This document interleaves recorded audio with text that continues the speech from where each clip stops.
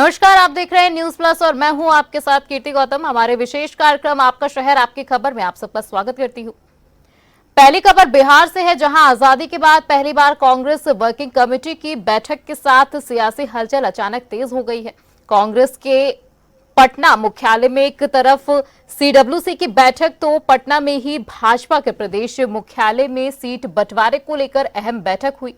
इस बीच एआईएमआईएम प्रमुख असदुद्दीन ओवैसी सीमांचल पहुंचे, सीमांचल न्याय यात्रा शुरू की है। गठबंधन में टिकट बंटवारे के घमासान के बीच ओवैसी ने फिर तेजस्वी को पत्र लिखकर महागठबंधन के साथ चुनाव लड़ने की इच्छा जताई है। उन्होंने एआईएमआईएम के लिए 6 सीटें मांगी है। उन्होंने आज कहा कि अपनी तरफ से कोशिश की है कि वोट ना कटे, लेकिन कोई जवाब नहीं मिला है। वहीं कांग्रेस की बात करें तो पार्टी ने 1940 में पटना में वर्किंग कमेटी की बैठक की थी, जिसके बाद चुनाव से पहले राहुल गांधी तेलंगाना का फॉर्मूला अपना रहे थे। तेलंगाना में चुनाव से पहले वर्किंग कमेटी की बैठक पर कांग्रेस ने माहौल बनाया था और वहां सरकार बना ली। वहीं बिहार में भी कांग्रेस वही माहौल बनाना चाहती है। शायद इसीलिए अभी तक तेजस्वी को मुख्यमंत्री के चेहरे के रूप में पेश करने से कांग्रेस नेता बच रहे हैं। बैठक में कांग्रेस अध्यक्ष मल्लिकार्जुन खड़गे ने केंद्र पर हमला किया। उन्होंने कहा कि सरकार विदेश नीति पर पूरी तरह विफल हुई है। उन्होंने बिहार में बेरोजगारी और केंद्र और विशेष पैकेज न ला पाने का मुद्दा भी उठाया है। इसके अलावा बैठक में सोनिया गांधी और राहुल गांधी ने वोट चोरी और आर्थिक नीतियों में सरकार के फेल होने के मुद्दे उठाए हैं। आपको बता दें कि प्रियंका गांधी समेत 200 से ज्यादा दिग्गज कांग्रेसी बैठक में मौजूद रहे हैं। वहीं बैठक में बिहार और केंद्र सरकार के खिलाफ प्रस्ताव पारित किए गए। बैठक में बिहार चुनाव की ही गूंज रही और केंद्र सरकार निशाने पर रही। वर्किंग की बैठक के बाद कांग्रेस के बड़े नेताओं ने महागठबंधन नेताओं के साथ बैठक कर बिहार चुनाव की तैयारियों और अन्य मुद्दों पर मंथन किया है। इस बीच भाजपा नेता रविशंकर प्रसाद और शहनवाज ने कांग्रेस पर तीखा हमला बोला। दोनों नेताओं ने कहा कि 85 साल बाद कांग्रेस को बिहार की याद आई है। चारा घोटाला हो रहा था तब कांग्रेस चुप थी। बिहार के अपमान पर राहुल गांधी चुप रहे। उन्होंने कहा कि कांग्रेस को अतीत का जवाब देना होगा। इधर बिहार चुनाव को लेकर बीजेपी की भी आज अहम बैठक हुई है। वहीं बैठक में सभी जिलाध्यक्षों को बुलाया गया था, जिसमें टिकटों को लेकर चर्चा हुई है। आपको बता दें कि भाजपा जिलाध्यक्षों ने अपने तरफ से नाम सौंपे हैं और हर किसी ने भाजपा प्रत्याशी उतारने की मांग रखी है। इस बीच चिराग पासवान ने 40 सीटें मांगकर एनडीए की मुश्किलें बढ़ा दी हैं। इससे पहले वे कह चुके हैं कि सम्मानजनक सीटें ना मिले तो चुनाव लड़ने का क्या फायदा है। वहीं मांझी 15 सीटें मांगकर पहले ही एनडीए नेताओं की धड़कनें बढ़ा चुके हैं। एनडीए और महागठबंधन दोनों में सीट बंटवारे का पेच फंस गया है। वहीं जन स्वराज पार्टी के संस्थापक प्रशांत किशोर भ्रष्टाचार बम से भी एनडीए घायल दिख रहे हैं। बड़े नेताओं पर आरोप लगे तो उनके बचाव की जगह अपने ही नेताओं ने उल्टे सवाल शुरू कर दिए हैं, जिससे भाजपा और जेडीयू दोनों बैकफुट पर आ गई है। अभी उनको कोई स्पष्ट जवाब नहीं सूझ रहा है। इस बीच आरजेडी कुनबे में कलह और बढ़ गई है।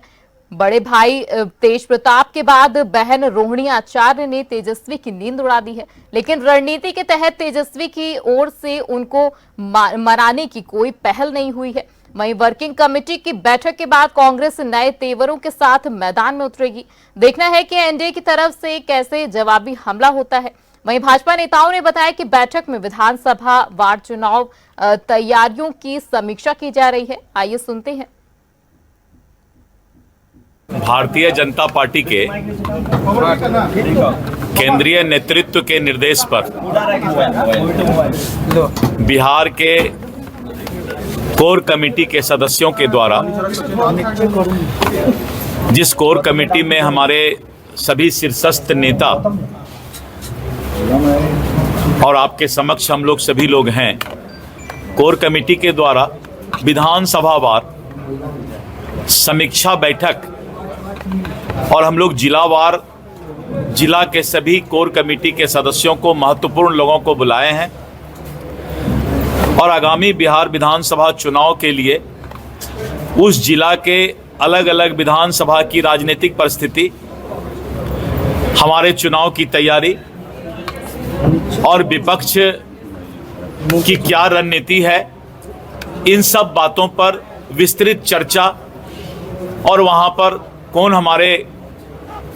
कौन कौन लोग हैं जो कि चुनाव लड़ने के लिए और अपने आप को उपयुक्त मानते हैं, तो इस तरह करके इन सभी बातों पर चर्चा, राजनीतिक समीक्षा और वहाँ के वर्तमान परिस्थिति और आगामी चुनाव की पूरी रणनीति तैयार करने के लिए आज ये कोर कमेटी बैठकर, हमारे संगठन जिला 52 है पूरे बिहार में, तो 26 जिला की बैठक आज अभी से लेकर रात्रि तक होगा और फिर दूसरे दिन 26 जिला का बैठक होगा।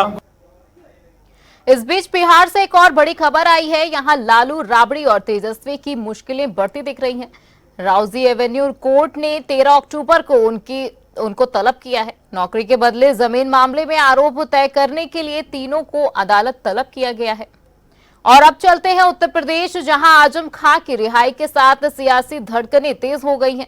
आजम का सियासी भविष्य क्या होगा और वह कहां जाएंगे, फिलहाल सस्पेंस बना हुआ है। आज सपा की तरफ से घोषणा की गई थी कि पार्टी की बैठक में शामिल होने वह लखनऊ पहुंच रहे हैं, लेकिन वह रामपुर से नहीं निकले। बाद में सपा की तरफ से बताया गया कि स्वास्थ्य ठीक न होने के कारण वह लखनऊ नहीं आ पाए, लेकिन जल्द वह सपा में सक्रिय दिखेंगे। कल सीतापुर जेल से रिहाई के बाद अखिलेश यादव और शिवपाल सिंह यादव ने कहा कि वह सपा के संस्थापक हैं और हमेशा समाजवादी रहेंगे। इस बीच उनके बसपा में जाने की भी अटकलें चल रही थी। कहा जा रहा है कि जेल में रहने के दौरान सपा ने उनसे दूरी बना ली थी, इसलिए उनकी और परिवार की सपा से नाराजगी है।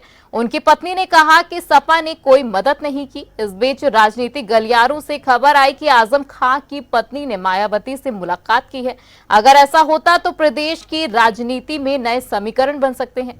वहीं आजम खां की मुस्लिम वोटों पर अच्छी पकड़ है। एक समय मायावती के साथ बड़ी संख्या में मुस्लिम वोटर थे, लेकिन भाजपा के सीधे टक्कर में होने के कारण धीरे धीरे ये वोट सपा की तरफ समिट गया है। अगर आजम खां बसपा की तरफ जाते हैं तो बसपा कितना ऊपर आ पाएगी ये तो समय बताएगा, लेकिन सपा का कुल नुकसान जरूर हो जाएगा। फिलहाल आजम खां लेकर अटकलें भी जारी हैं और उनको अपनी तरफ खींचने के प्रयास भी। उनके आज लखनऊ पहुंचने की चर्चाएं शुरू हुई तो प्रदेश की राजधानी में अचानक हलचल भी तेज हो गई थी, लेकिन जब पता चला कि वह नहीं आ रहे हैं तो हलचल भी थम गई। दरअसल सपा ने आज अपने विधायकों और प्रवक्ताओं की बैठक बुलाई थी। आजम खां को विधायकों के साथ बैठक में शामिल होना था। आजम खां नहीं पहुंचे तो विधायकों की बैठक स्थगित कर दी गई। बाद में केवल प्रवक्ताओं की बैठक ही की गई है। वहीं आजम रिहाई पर हम आपको ये एक रिपोर्ट दिखा रहे हैं।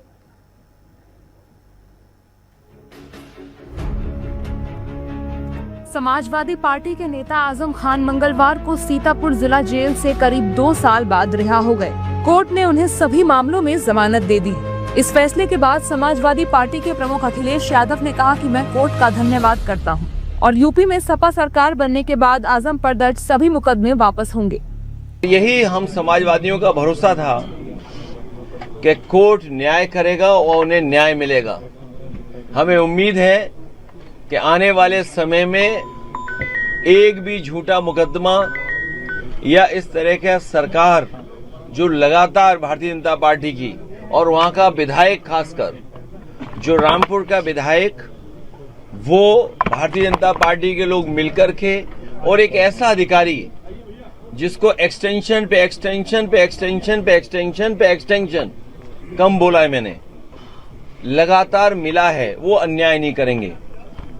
हमारे समाजवादियों के लिए खुशी का समय है। अखिलेश के इस बयान पर विपक्षी पार्टी कांग्रेस भी सुर में सुर मिला रही है और आजम पर दर्ज केस वापस करने की बात को सही बता रही है। ज्यादातर मुकदमे, या मैं कह सकता हूँ 100% मुकदमे फर्जी हैं। उनको परेशान करने के लिए, जलील करने के लिए किया गया है और मुझे भी बड़ी खुशी है कि वो जेल से रिहा हुए, लेकिन उनके साथ में अन्याय बहुत हुआ है। तो न्याय तो मिलना ही चाहिए। जब सरकार बदलेगी तो आजम खान जी के खिलाफ में जो अन्याय हुआ है वो न्याय तो मिलना चाहिए। वही अखिलेश के बयान को लेकर बीजेपी हमलावर है और उनकी सरकार के कार्यकाल को याद दिला रही है।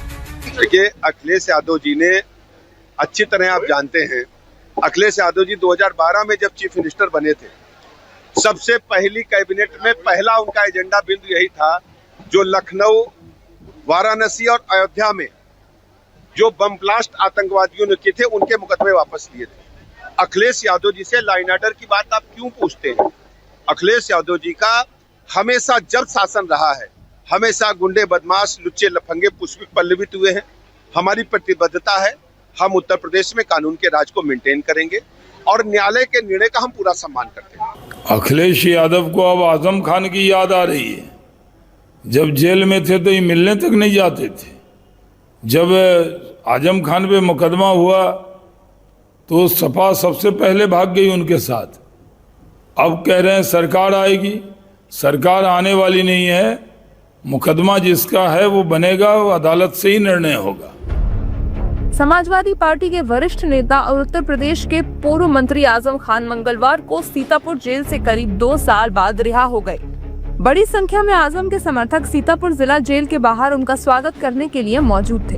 अब आजम पर दर्ज मुकदमों पर अखिलेश यादव के बयान से यूपी की राजनीति गर्मा गई है। आजम खान का रुख प्रदेश की राजनीति में काफी उथल पुथल ला सकता है। सभी सियासी दलों की नजर उन पर बनी हुई है। अब खबर दिल्ली से है, जहां एक हैरान करने वाली घटना सामने आई है। यहां एक आश्रम और मैनेजमेंट कॉलेज चलाने वाले स्वामी चैतन्यानंद सरस्वती पर यौन शोषण और छेड़छाड़ के सनसनीखेज आरोप लगे हैं। इससे पहले 2016 में बाबा के खिलाफ एक छात्रा ने छेड़खानी का आरोप लगाया था, जिसमें बाबा की गिरफ्तारी हुई थी और पुलिस ने चार्जशीट दाखिल की थी। इस मामले में वे जमानत पर थे। बाबा ओडिशा का रहने वाला है। इस बीच दिल्ली के वसंत कुंज में स्थित इस मैनेजमेंट कॉलेज के डायरेक्टर इस बाबा पर छात्राओं ने फिर से यौन शोषण और छेड़छाड़ के गंभीर आरोप लगाए हैं। आपको बता दें कि 17 छात्राओं ने उनके खिलाफ थाने में केस दर्ज कराया है। केस दर्ज होने के बाद से बाबा और कॉलेज का डायरेक्टर चैतन्यानंद सरस्वती उर्फ पार्थ सारथी फरार हो गया है। ये कॉलेज एक आश्रम के अंदर चलाया जा रहा था। वहीं कॉलेज का नाम शारदा भारतीय प्रबंधन संस्थान है। आपको बता दें कि छात्राओं ने पुलिस को बताया कि संस्थान में ईडब्ल्यूएस छात्रवृत्ति योजना के तहत पीजीडीएम कर रही छात्राओं का यौन उत्पीड़न किया जा रहा है। छात्राओं ने बताया कि उनके साथ अश्लील भाषा का इस्तेमाल किया जा रहा है और अश्लील व्हाट्सएप और एमएमएस संदेश भेजे जा रहे थे। इतना ही नहीं, उनके शरीर से भी छेड़छाड़ की जा रही थी। वहीं छात्राओं के केस दर्ज कराने के बाद पुलिस ने जब तक आश्रम में छापा मारा तो बाबा फरार हो गए थे। वहीं पुलिस को आश्रम से यूएन नंबर वाली वोल्वो जैसी लग्जरी कार मिली, जिसे जब्त कर लिया गया है। आपको बता दें कि पुलिस को बाबा की आखिरी लोकेशन आगरा में मिली है, जिस पर पुलिस टीमें आगरा गई हुई हैं। इसके अलावा पुलिस कॉलेज के और अधिकारियों से पूछताछ कर रही है। पुलिस ने 32 छात्राओं और कॉलेज की 3 महिला कर्मचारियों का बयान दर्ज किए हैं। वहीं दिल्ली के पौष इलाके में आश्रम और उसके अंदर कॉलेज में इस तरह की हरकतों से क्षेत्र में कई तरह की चर्चाएं हैं। वहीं लोगों का कहना है कि एक बार पहले जब बाबा पर गंभीर आरोप लगे थे, तभी प्रशासन को कड़ी कार्रवाई करते हुए आश्रम और कॉलेज बंद कर देना चाहिए था। लोगों का कहना है कि देश की राजधानी के पौष इलाके में इस तरह की गतिविधियों का पता चलने के बाद भी बाबा पर कड़ी कार्रवाई क्यों नहीं की गई, इसकी भी जांच होनी चाहिए थी।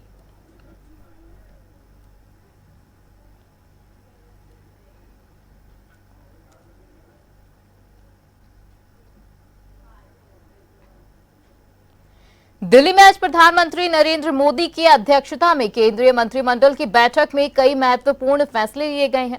केंद्रीय मंत्री अश्विनी वैष्णव ने इन फैसलों की जानकारी दी है। उन्होंने बताया कि रेलवे कर्मियों के लिए 78 दिनों की सैलरी के बराबर बोनस को मंजूरी दी गई है। ये बोनस रेलवे के गैर राजपत्रित कर्मचारियों को मिलेगा।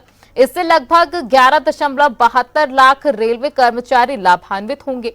वहीं कर्मचारियों को अधिकतम 17,991 रुपए तक का बोनस मिलेगा और इसके लिए 2028 करोड़ रुपए से अधिक का बजट आवंटित किया गया है। वहीं कैबिनेट बैठक में जीएसटी सुधारों पर चर्चा और नीतिगत दिशा पर चर्चा हुई है।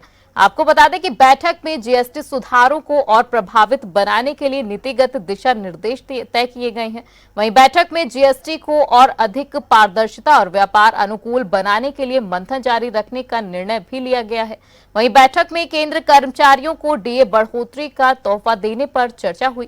केंद्र सरकार केंद्र कर्मचारियों के लिए महंगाई भत्ते में बढ़ोतरी की घोषणा दिवाली से पहले हो सकती है।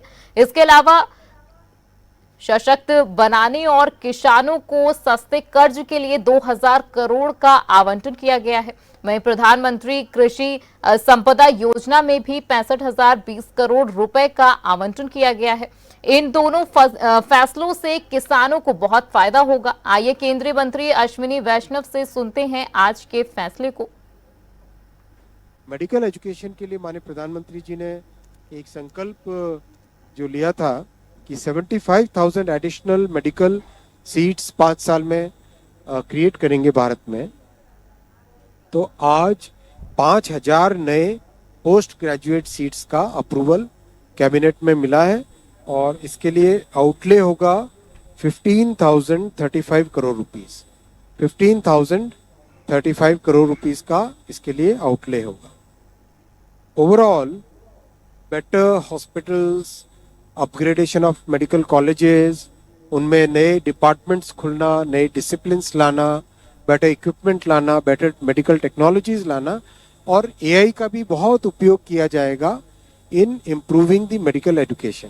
क्योंकि मान लीजिए कोई एक गांव से आता है व्यक्ति, उसको इंग्लिश की नॉलेज अगर नहीं है तो वो बड़ा कुंठित फील करता है कि वो कैसे मेडिकल एजुकेशन में बाकी लोगों के साथ compete कर पाए। एआई की नॉलेज होने से वही लेक्चर अलग अलग लैंग्वेजेस में साइमल्टेनियसली किया जा सकता है। तो अभी जो सर्वम मॉडल बना है एआई मिशन के तहत, उस सर्वम मॉडल का उपयोग करके कई एक्सपेरिमेंट्स हुए हैं। आईआईटी मद्रास में हुए हैं, आईआईसी बेंगलुरु में हुए हैं, कई जगह एक्सपेरिमेंट्स हुए हैं जिससे कि साइमल्टेनियसली सेम लेक्चर को डिफरेंट लैंग्वेजेस में किया जा सकता है यूजिंग द सर्वम एआई मॉडल। तो स्वदेशी की बात है तो सर्वम भी भारत का बना हुआ मॉडल है और भी अच्छी बात है भारत की भाषाओं के लिए। तो इसका उपयोग भी मेडिकल एजुकेशन में बड़े तरीके से किया जाएगा। सबसे पहले हमारे रेलवे का बख्तियारपुर राजगीर तिलैया लाइन है, इसकी डबलिंग का फैसला लिया गया है। आप इस प्रोजेक्ट को अगर देखें, 4 बड़े जो हमारे सांस्कृतिक क्षेत्र हैं, राजगीर, नालंदा, पावापुरी, बोध गया जी मिला के ये बहुत ही इम्पोर्टेंट एक लाइन बनती है।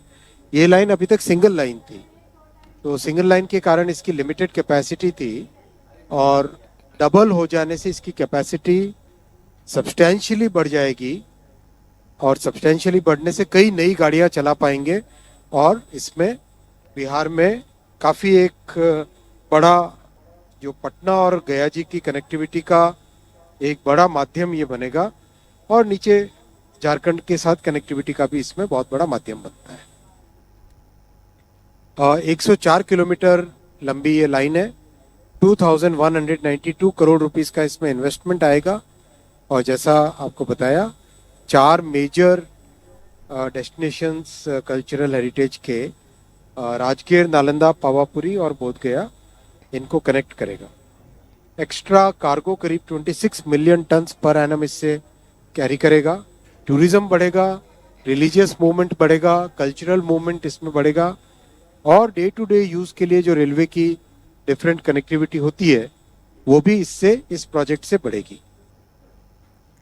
फिलहाल के लिए आपका शहर आपकी खबर में आज इतना ही। देश और दुनिया की तमाम खबरों को देखने के लिए देखते रहिए न्यूज़ प्लस 24/7। मुझे दीजिए इजाजत, नमस्कार।